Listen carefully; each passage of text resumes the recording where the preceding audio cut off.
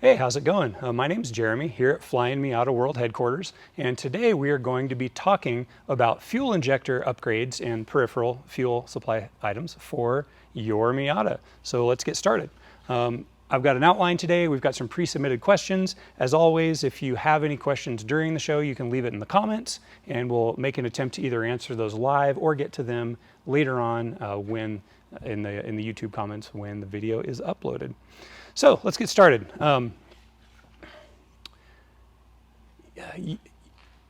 Your Miata, obviously, well, sounds dumb, but your Miata's fuel injected, right? So it runs off a computer. You got your fuel pump, you've got your fuel lines, you've got your fuel rail, you've got your fuel injectors, you've got your mass airflow sensor or airflow meter, depending on the year of your car, which the computer uses to recognize the volume of air coming in, and then it makes calculations to fuel and time the engine appropriately for the given load conditions, right? And, as a stock car works, it's working exactly as intended. And, for the most part, you shouldn't need to mess with that. However, if you want significant power upgrades, the stock fueling system only has so much headroom in it for doing more than what the stock system can allow. Unfortunately, with the Miatas, it actually, the NAs and NBs especially, has quite a bit of headroom in there. And we'll talk about how much in just a second. But, so for some mild upgrades, you actually don't need to touch that at all. But for some higher horsepower upgrades, especially for folks that are getting into standalone ECUs and forced induction and things of that nature, then you would necessarily need a fuel injector upgrades, as the system cannot accommodate the needs to safely fuel the amount of torque that's being requested with those higher power setups. So, so what are some limitations of the stock fueling system? And I'm going to try to just hit some real broad generalizations, not trying to get into particular detail. If you have questions about your specific situation, feel free to reach out to our awesome customer support team, support@flyinmiata.com, and we can help you with, detailed stuff. But for today, I'm just going to try to cover some general overview ideas. So there are horsepower limitations. We'll focus on NAs and NBs. The NA6s have the blue top injectors, and those tend to run out of fuel around 160, 170 wheel horsepower generally. With the NA8s, with the tan top injectors, those might run out of fuel maybe around 180 or so. With the 99s, with the maroon colored Densos, those are going to be fairly similar, running out maybe like 170, 180 or so. And then with the 01 to 05s, including the Mazda speeds, with the purple Denso injectors, those are going to run out of fuel maybe somewhere around 200 horsepower at the wheel. And so remember, the engine doesn't care about your method of aspiration. If it's naturally aspirated, low compression, high compression, turbo, supercharger, the engine doesn't care. The engine only cares about what is the volume of air that's present, so that it can properly fuel and time that volume of air. And it also cares about what the temperature of the air is, which, forced induction is going to have an effect on whether you have an intercooler or not. But in terms of the fueling capacity and the power potential, inside of the combustion chamber, it's trying to match parts of fuel with parts of air. And it doesn't care how those parts of air got there. And so if you're naturally aspirated and high compression, for example, some of the 2-liter stroker 11-to-1 engines that we built, those would top out maybe around 165, 170 wheel. And, at the same time, you could have one of our stage 1 turbo systems, running about 170 or so wheel. As far as your peak power output, and to the engine, it's the same thing. Does it have the fuel system that can appropriately meter the necessary parts of fuel to air to give you the correct air-fuel ratios for safe and efficient operation? So to kind of get that out of the way. Different generations of fuel injectors have, as time has gone on, the technology of fuel injectors has improved quite a bit. The old school NAs and NBs and like the old RC engineering injectors, to be honest, I don't remember who manufactures those, but you've kind of got the silver canister and then the colored top on it. Those, one of the limitations of a fuel injector is the duty cycle, and that's what percentage of time is the injector open. So if you just lock the thing down, it's open 100% of the time. But generally speaking, it's going to be open somewhere between a couple percent if you're idling, up to an X of a ceiling. And based on the technology of the injector, that was a limiting factor of how long can the injector safely be open and effectively meter consistently. Because the issue is if you start to exceed that level, then you can run into an issue where the injector is no longer consistently metering the fuel. And if it doesn't consistently meter the fuel, your air-fuel ratios are going to be inconsistent, which is bad for engine health and efficient operation. So with the old school technology, kind of the rule of thumb was you want to cap that at about 85% duty cycle. So when you're measuring your injector duty cycle and you say, are my injectors limiting me based on my modifications, my octane, my air-fuel ratios, and you measure it in real time, in theory on a dyno, possibly if you have a standalone ECU and you can data log, then you'd say, okay, if I'm hitting 85% duty cycle and I'm either I want more boost or I'm a little bit too lean and I need to add some more fuel, you would say, okay, my injectors are maxed out. I need to do something about it. And the standard thing that people are going to do is go to a larger set of injectors and then remap those.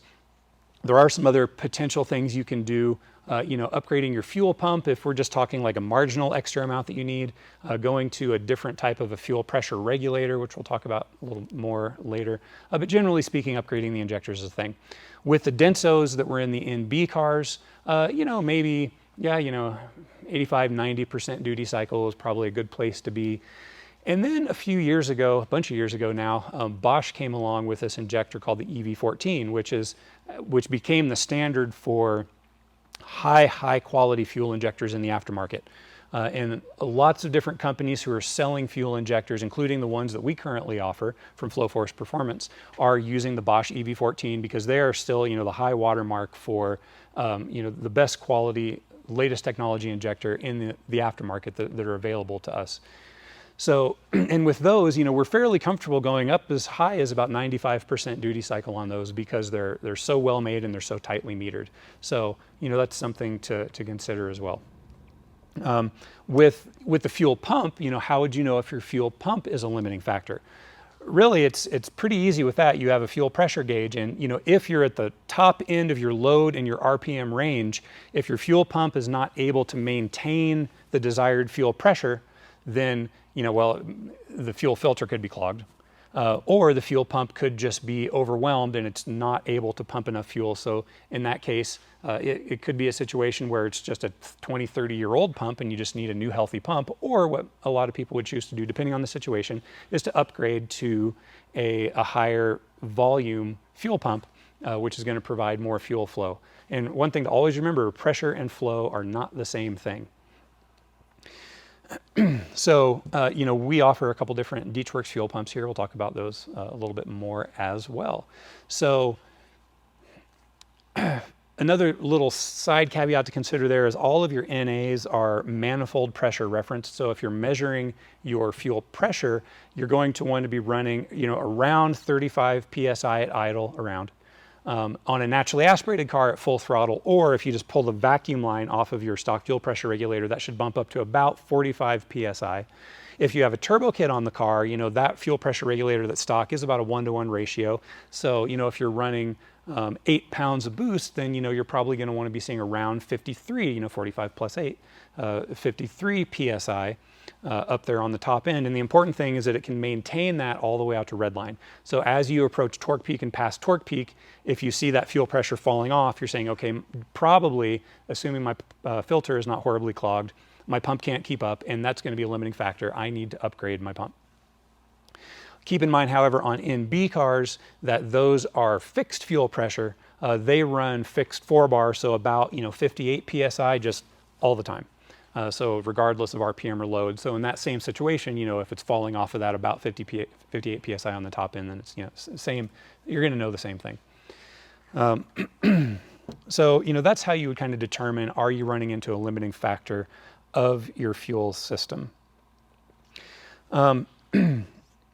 Another reason you may need to upgrade components is if you're doing an E85 conversion, because a lot of the older hardware is not necessarily compatible with ethanol. Now, all of the new stuff, anything newer is going to be compatible with the E10 that's at the pump. So NAs, they have rubber fuel lines, and those stock rubber fuel lines are not necessarily ethanol rated because we didn't put ethanol in the fuel back in those days. And over time, if you're having rubber hoses that are not ethanol rated, it can actually break down the rubber, and some of those rubber bits will go down and potentially clog the screens in your injectors, which could lead to problems.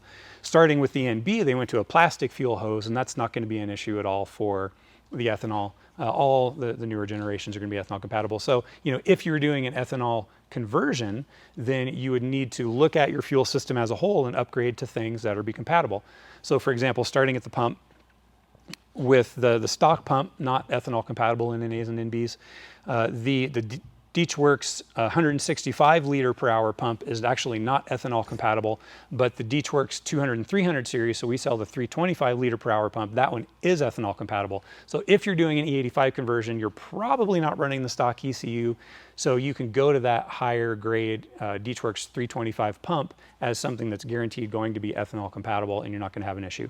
And then you have to look at the lines going up. If you have an older car with the rubber lines, we would generally go to a full steel braided hose setup. Just make sure that your steel braided hose are PTFE line, so it's kind of a Teflon liner, because that's going to be impervious to the ethanol as well, whereas you don't want to get a steel braided hose that's rubber lined, because the rubber is just going to break down. So really thinking about those components. Another one that a lot of people don't think about as far as a need for an upgrade with ethanol is the fuel filter, because most factory fuel filters have a paper element, and that paper element is not going to be ethanol compatible. So you would look for something. We would generally recommend something with a stainless steel element, because it's going to be impervious to the ethanol, and a lot of those are going to be cleanable. They're just going to be a screen, and you want to make sure that the microns are small enough. Apologies, I can't figure it off the top of my head, but the 5 microns or something like that. I don't remember exactly, but having a small enough filter to be able to stop that particulate before it gets to the injectors where it could clog the injectors.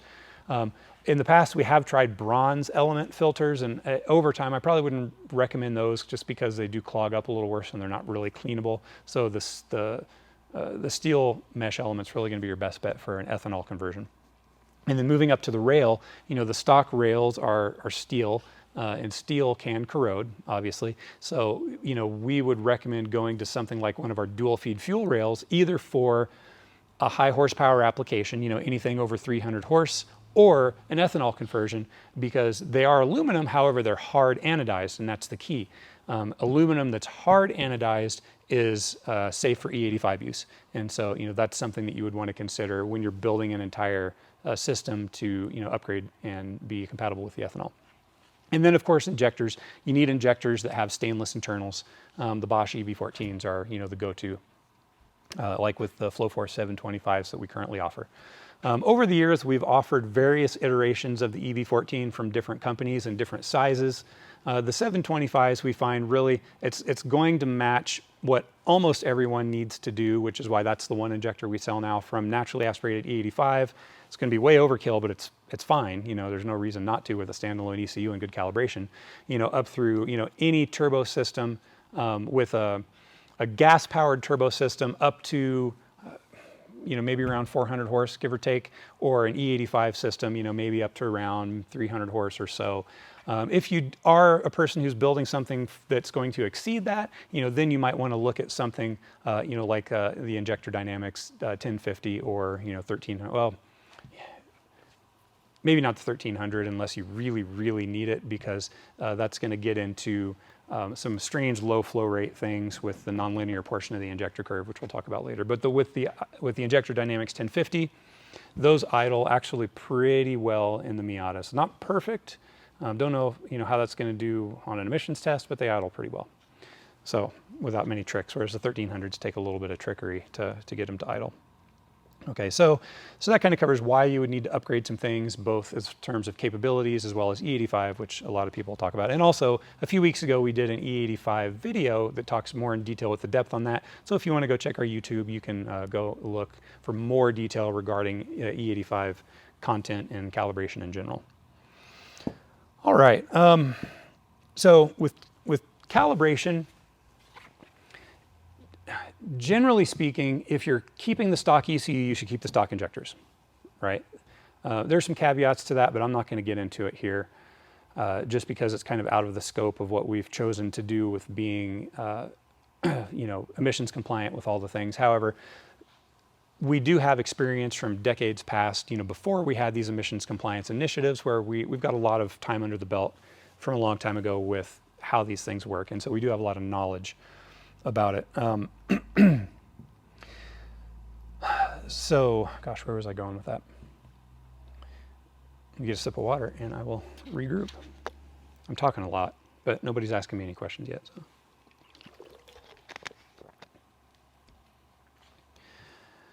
Okay, I think we were talking about injector size. The 725s are going to cover most people's needs. Oh, with a standalone ECU, some people ask, well, what size injector is too big?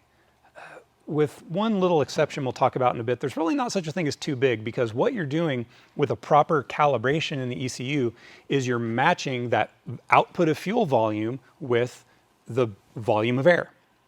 And if you have a 200cc injector or an 800cc injector, that injector is capable of matching that fuel volume with that volume of air. It's just going to do it at a different injector pulse rate. And so the calibration process is dialing in your mapping so that at every RPM and load point, the injector is open for the correct amount of time to deliver the appropriate amount of fuel to properly match that. So injector size, when you're doing a proper calibration on a standalone, really isn't an issue in and of itself. You can get into some issues with idle, or if you just don't have enough injector and you need more injector, but worry less about, is a 500 or a 700cc injector going to be better for me with a 200 horsepower turbo car? They're both going to get the job done. So, it's really more about the quality of the injector and most importantly about the quality of the calibration at that point. So let's talk a little bit of technicality about the injectors. First, we'll talk about injector offset. I've got a couple charts up here. You may have heard this term. There's a few names for it, injector latency, dead time, things of that nature. And anytime you buy a set of fuel injectors from a reputable source who has matched them and made sure that they're good to go, they're going to provide you with a data sheet. And one of the things on that data sheet that you must have for putting into your ECU is the injector dead time table or injector response table, whatever you want to call it. And how that works is, electricity electricity happens pretty much immediately, but when you have an injector, there's a spring and a pintle. And the pintle, it takes a certain amount of time for when the magnetic field is engaged for that pintle to open, right? And that amount of time is going to vary with the amount of voltage in the system. So, for example here, say, for example, under normal running voltage, and these are just going to be random numbers. Under normal running voltage, say it takes, 0.1 millisecond for that pintle to open, right? And then once the pintle's open, it delivers fuel, and then it shuts. And, the shutting is turning off the voltage, so shutting is always the same. Thing is, as your voltage drops, and so if your headlights come on, your air conditioner clutch comes on, drops the voltage a little bit, or if you're under cranking, because normally your battery's sitting there at 12.5 volts, you're cranking, maybe it drags it down to 10 or 11 volts. You get down in those lower voltage ranges, and now it's going to take a lot longer for that to open.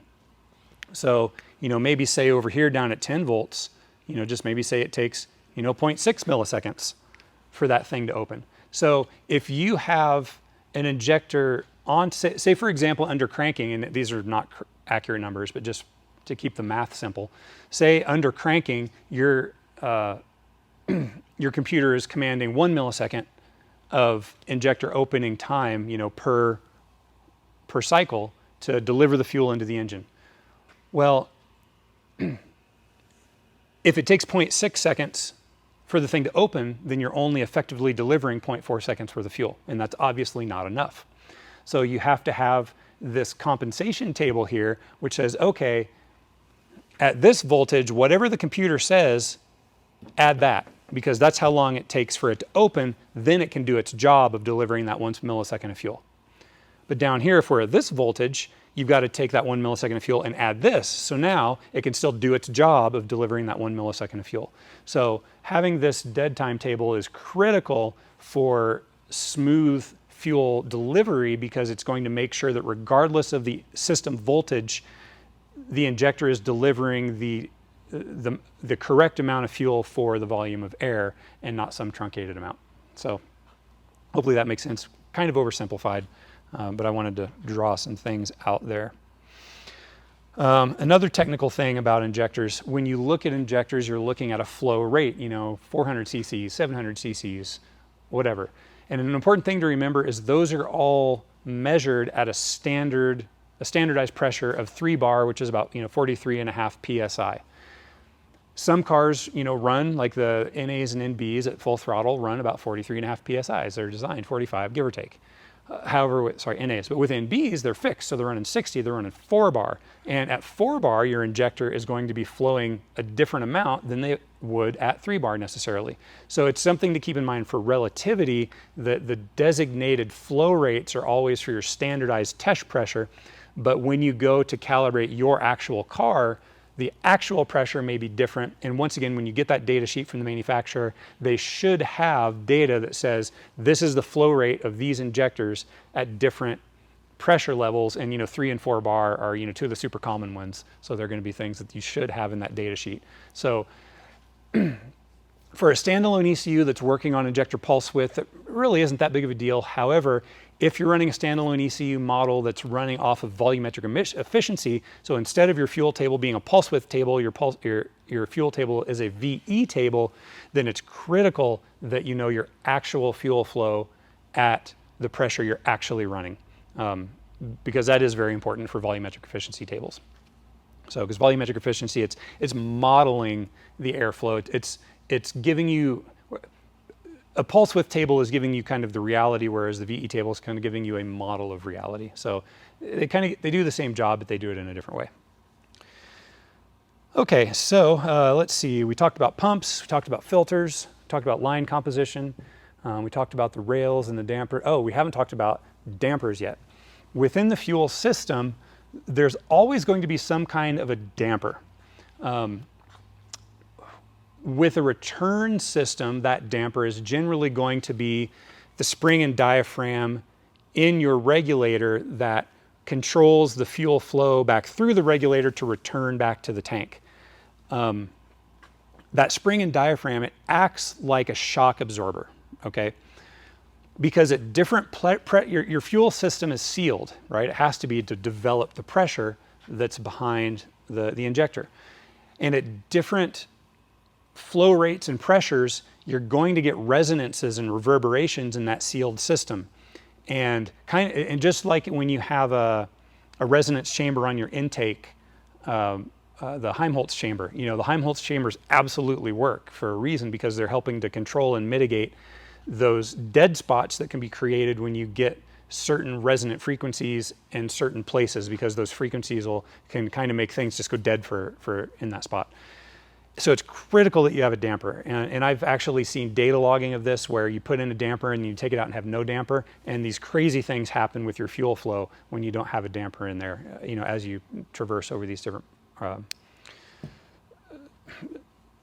pressures and flows. Now on sealed systems, or on not returnless systems, whether you set that up directly with an aftermarket setup or like an NB and C and D that are all returnless systems, they also have just a physical damper bolted into the fuel system somewhere. The NB has a couple. There's one on the frame rail and there's another one on the fuel rail.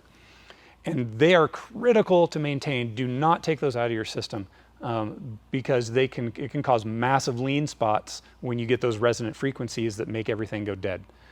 So once again, in that situation, it's just a spring and a diaphragm. It's just a shock absorber, really, so that when you have those reverberations going through, it has something kind of like at your house on your hot water heater. You know how your hot water heater has an expansion tank on it? It's the exact same thing. The expansion tank basically has a diaphragm with pressurized air behind it that acts as a shock absorber so that your pipes don't bang when you turn your faucet on and off. Exactly the same thing. So it's critical to remember to keep that in your system. And if you're doing an aftermarket setup, you can also get an aftermarket damper that goes in there. It's really, really important. Okay, so we talked about that. Another thing to talk about with the design of injectors. Many injectors that we have available in the aftermarket are injectors that were designed for an OE application that someone said, hey, this will work in my application over here, let's use it. And that's great, that's how we get access to things that are, like the EV14, because doing the R&D on developing that injector when it first came out, nobody in the aftermarket's probably going to pay Bosch to do that. But the OEs did, and we said, hey, they can use that. But one thing that's really important is that when the OEs are designing for certain applications, they're going to have different spray patterns, and the spray patterns are really important. So as you know, in NAs and NBs, you've got the dual overhead cam set up, with the two valves on the intake side. And when you look in your port, you've got your singular port, and it splits down into two ports, like two legs that goes down to each valve. And a lot of cars do that, right? And so a lot of modern applications have fuel injectors with a split stream. And sometimes, sometimes your split stream kind of comes straight out, but it forks, like a snake's tongue. So, and they point it so that it's pointed at the back of the valves or pointed at the, or wherever they want to point it. They'll engineer that in so it's pointed. Sometimes if you got your injector, they'll even point it at an angle like that, depending on the relationship of the geometry of how the injector is mounted to the relationship of the port. Because if your injector's here, but your port's like that, they might actually engineer it to be kind of pointed like that. The problem with using those in an NA and NB setup is that in the native application, they're indexed, right? So they're installed in exactly the right position for the split or for the angle to point where it's supposed to go. In the NA and NB application, there's no way to index those injectors, and when you actually install it, in most of those situations, you can't even clock them all the same because of just the stuff that's in the way. And so you're going to have some that are kind of clocked over here, and some clocked over here, or some clocked down here. And so, and even if you could clock them all the same, they're not indexed, so they can rotate with vibration. And so what's going to happen in those situations is it's very easy to come up with a situation where you have inconsistent fuel being delivered down each legs to the back of each valve. And it just can cause some inconsistencies to happen in your fuel delivery. So for that reason, we've always bypassed working with any of those injectors, and we stick with an old standard, center conical design. So it comes straight out the center, and it's just a straight cone, so that regardless of how it's clocked or indexed, it's going to be going in exactly the same place all the time. Because with fuel flow, consistency is very important with how the fuel pools on the walls of the ports, with how it hits the back of the valve, with how it evaporates when it pulls into the cylinder. It's critical to have all those things be consistent so that you can properly manage your fuel flow to have the best combustion and then the best lowest emissions footprint coming out the back of the car. So with, for example, the FlowForce 725s we had, we'd looked at some of their other offerings and some of the other competitors' offerings, and we ended up going with those because it's going to fit most people's needs, and it has that center conical spray. So, and it's the EV14. So, and it's a good price. So, we've been very happy with those. But it's important to consider that. Okay, so we did have some questions we wanted to cover. One question was there any benefit to upgrading your injectors on a naturally aspirated engine? Circling back to the beginning a little bit, there's no benefit unless either you're exceeding the horsepower capability of the stock injectors, which, let's be honest, is pretty difficult to do on a naturally aspirated build, or if you're switching to E85. Outside of those two reasons, no, there's really no benefit to upgrading your injectors on a naturally aspirated setup. A related question, were the ID 1300s too much for a naturally aspirated setup? Wildly too much. And not that they wouldn't work, but I wouldn't recommend them because of, actually I should talk about this in a second, the nonlinear portion of the injectors. So let's actually segue into that. As we've discussed, the consistency of fuel injector delivery is very, very critical. And fortunately, with most modern injectors, most of the space that the injector operates is very consistent, right? So, you know, my art might not be consistent, but this is going to be basically a straight line. So as you increase your on time, your milliseconds of on time that the ECU is commanding of the injector, your fuel output is going to go up in a linear fashion. So, you know, if you're at 1 millisecond of on time, and then you go to 2 milliseconds of on time, it's going to be, you know, a direct multiplier, whatever that happens to be for the injectors that are in question. And you can get those mapped. You know, we have a partner that we work with called Calibrated Success, and if you are a calibrator, they actually build and sell a calibration station, or, you know, they may be able to do it for you as well, where they'll take any injector and correctly model that injector so that you can drop it right in, have the data to drop right into your software, and it's just spot on, and you don't have to worry about that part of it. You can just focus on building your fuel mapping and not worry about the back end.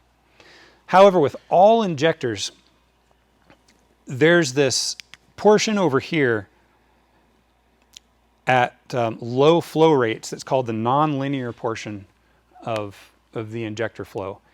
And the issue with this section is it's erratic. You know, the injector is trying to open for such a small amount that the way the pentle opens and closes is not consistent. So your fueling output in these spaces is going to be poor because it's inconsistent, so the computer cannot reliably control it.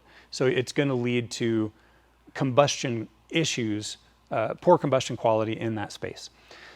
So generally speaking, if you're sizing injector for your application, you know, you want it to be big enough for the top end of your power. You want it to be small enough so that, perfect world, when you're idling, you're somewhere above this line. Okay? Because if you're idling below this line, the quality, or if you're operating at all, I should say, if you're operating at all below that line, the quality of your combustion is going to not be good, and you're going to have to do things to make up for it, such as increasing your idle RPM speed to try to bring it up to the threshold, increasing your idle AFR target.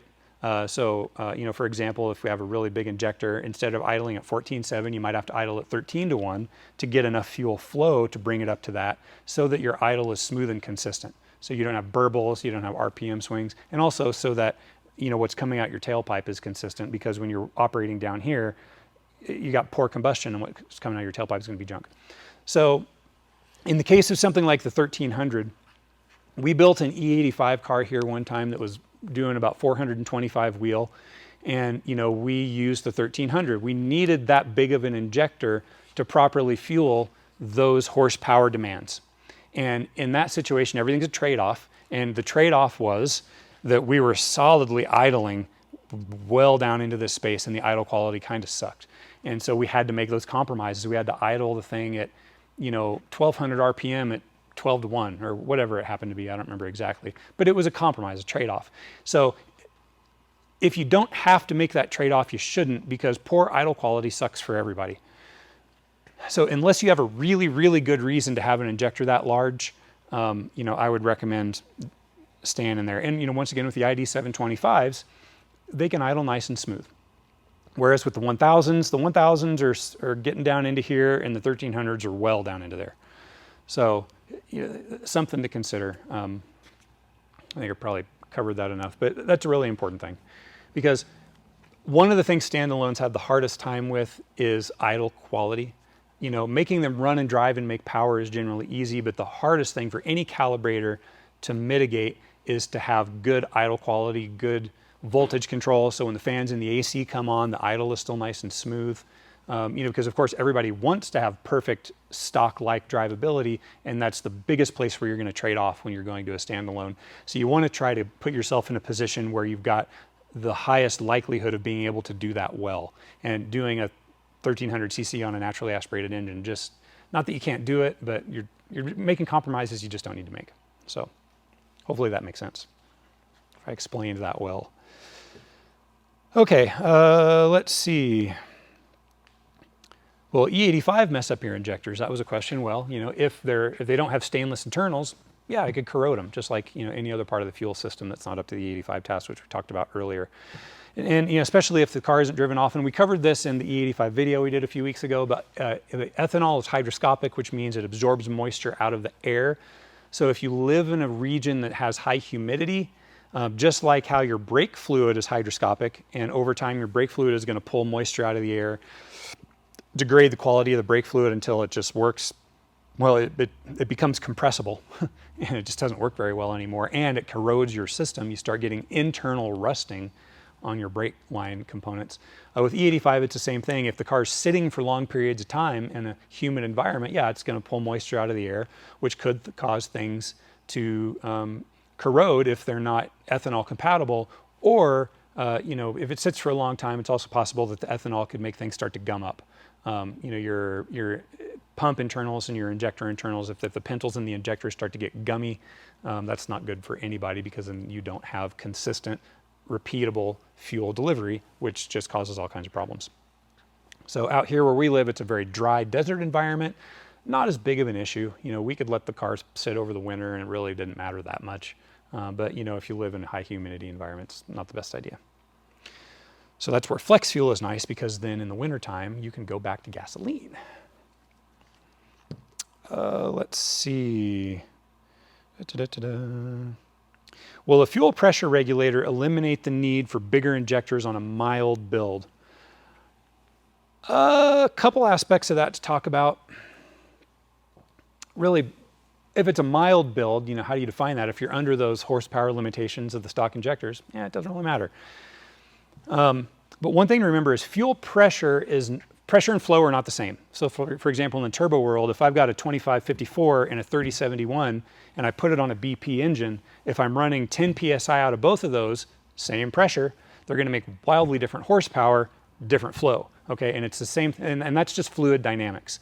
Same thing with fuel delivery. If I have an NB running 60 PSI of static fuel pressure with a stock fuel pump that runs, oh gosh, what was it, I don't remember offhand, let's call it 120 liters per hour, versus if I have the Deutschwerks 325 liter per hour pump in there, even at 60 PSI, the 325 is going to be delivering a lot more fuel because it's flowing double the amount at the same pressure. Just how much is it physically moving through the system, right? So every time it opens, even though it's got the same pressure, there's just a lot more movement behind it. And I don't know if it's silly to say, but like, the Venturi effect, when you have that movement, it kind of helps to pull things around. However, a fuel pressure relationship is not one-to-one with flow. So if you double your fuel pressure, you are not doubling your fuel flow. There is a relationship, and it will increase flow, but it's nowhere near double. It's a little bit. So if you're really on the margin, if you're like, hey, I just need, I'm at my build once it's at 90% duty cycle, and I want to get back down to 85 so I don't have to make any major changes. Yeah, maybe a pump might be just enough to get that little bit. But if it's anything significant, that's not going to be the answer. You're going to need to bundle that with probably an injector upgrade, or possibly a different type of fuel pressure regulator. If you just need a little bit more, back in the old days, we used to have a turbo system that used a rising rate fuel pressure regulator. Most fuel pressure regulators are a one-to-one. So if the manifold pressure goes up 1 PSI, the fuel pressure goes up 1 PSI. 15, 20 years ago, we had this one that was a 6-to-1. So if my manifold pressure went up 1 PSI, my fuel pressure went up 6 PSI. So if I'm running 6 pounds of boost, it's going to bump my fuel pressure by 36 PSI. And so we also had an inline secondary fuel pump, because the stock fuel pump can't support 80, 90, 100 PSI, depending on what the build was looking like. So we would have a secondary inline pump to help bolster the flow so that you could run 100, 105 PSI on some of these systems. That went away when the Voodoo box came out, and we were able to start doing that electronically, but it is a thing. If you just need a little bit more, but those are not common. Most people aren't going to be going to rising rate fuel pressure regulators. Most people are going to be going to a higher flow pump, or more than likely higher flow injectors. So, how do I know if I need to upgrade my fuel system bits? We've covered a lot of that as far as the capability of, are you running into a limiting factor, but also the performance. What are my goals? If my goal is, 300 horsepower, then I'm going to need to upgrade my fuel system. And it's been done enough times that we can help you determine roughly where you need to be thousands of Miatas have gone there before you, and so the path is pretty well defined. And then the other thing is just condition. You know, are you trying to do 300 horsepower on a 30-year-old fuel pump? You know, do you have rust in your fuel tank? You know, has your fuel filter not been changed since Bush was in office? You know, condition. Keep your stuff up to date. Keep your stuff healthy. It's just like with, you know, timing belts and radiators and spark plugs. You know, things like that. They're maintenance items, and to have the best experience that you can driving your car, that means having all that stuff in good working order so you can spend more time driving and less time fixing broken things. Unless that's your thing, then you'll get your wish. So that may have been in a little more depth than kind of anticipated, but wanted to cover some general ideas about the fuel system as a whole, why you might want to upgrade, how you might want to think about it, a little bit of the technical aspects, sort of the kind of the important things. So let's turn it over here and see if we have any questions that have come in live that I can cover. So Mike, what do we got? How might one know if your fuel injectors are bad or dirty and need to be cleaned or replaced? So the question is, how might one know if the fuel injectors are bad or dirty and need to be replaced? Great question. With older injectors, it's entirely possible they don't all flow the original rate that they came out of the factory because they're dirty or sticky or whatever.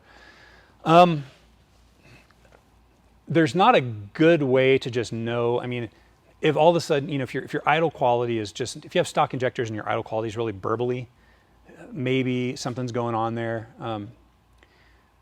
But there's not really a great way to know, because to know for certain, you would have to be able to measure something like individual cylinder exhaust gas temperature at the ports to see if, you know, is one cylinder wildly cooler than the others because, you know, the combustion temperature is lower because it's just not getting the fuel.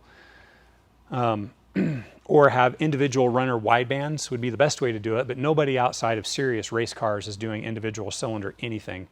I think I can count on a couple fingers the number of times we've done that for a customer here at the shop.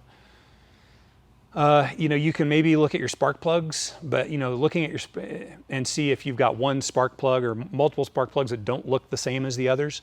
If some are extra black or some are extra white, indicating that the fuel is uneven between your cylinders. But that could also be a cylinder compression issue. You know, there's multiple reasons for that. So if you're doing a build, you know, the smart thing to do if it's ever in question and you've got old or stock injectors is just take them out and find a reputable shop to have them cleaned and just send them out for cleaning. You're going to get them back clean and flow matched. Or you're going to get a call and say, hey, this one isn't cleanable. We've been trying for 3 cycles and you just need to replace it. But either way, you'll be able to solve that problem. So it's one of those things that it's usually smarter to just proactively do it than to wonder if you're in that position. And, you know, for most people in their street cars that are just driving around town, they never really notice or care. But if you're racing, you know, it's an important thing because uneven fuel delivery is going to cause problems and, you know, issues with your engine life when you're racing. So, any other questions, Mike?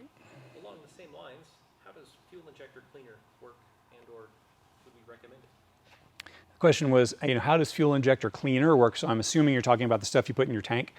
The stuff you put in your tank is basically a solvent, and so if the insides and the guts are sticky or gummy or have things that can be dissolved, you know, these solvents are going to go in there and help to dissolve those things and flush them through so that the moving parts can do their jobs.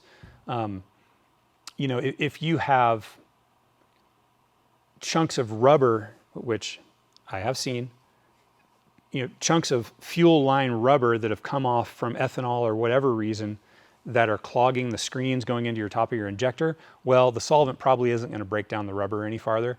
And, you know, you've just got to pull the injector and have it cleaned and probably have that screen ripped out and replaced. And hopefully they can back flush the thing and get it working again.